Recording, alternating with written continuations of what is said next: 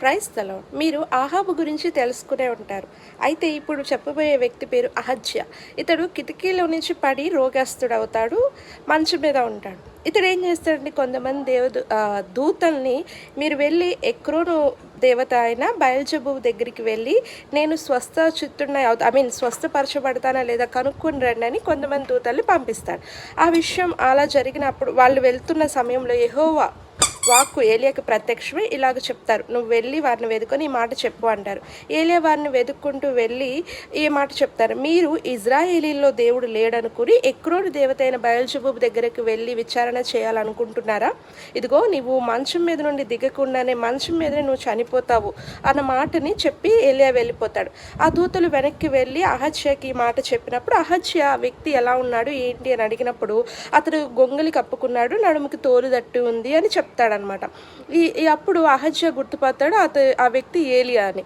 అతడు ఏం చేస్తాడంటే ఒక 50 మందిని వారి మీద ఒక అధికారిని కలిపి ఏలియా దగ్గరికి పంపిస్తారు. ఏలియా ఆ టైంలో కొండ మీద ఉంటారు. వాళ్ళు వెళ్ళిన తర్వాత ఏలియా అంటాడు, ఇదిగో నేను దైవజనుడనైతే ఆకాశం నుండి అగ్ని దిగి వచ్చి మిమ్మల్ని దహించును అని చెప్పినప్పుడు వెంటనే ఆ ప్రకారం జరుగుతుంది. ఈ అహజ్యా ఏం చేస్తాడంటే మరొక 50 మందిని వాళ్ళ మీద అధికారిని పంపిస్తాడు. రెండోసారి కూడా ఏలియా ఏమంటాడంటే నేను దైవజనుడనైతే ఇదిగో ఆకాశం నుండి అగ్ని దిగి వచ్చి మిమ్మల్ని దహించును అని చెప్పినప్పుడు రెండోసారి కూడా అలాగే జరుగుతుంది. ఇక అహజ్యా మూడోసారి కూడా సేమ్ అదే పద్ధతిని పాటిస్తాడనమాట. 50 మందిని దానిపైన ఒక అధికారిని పంపిస్తాడు.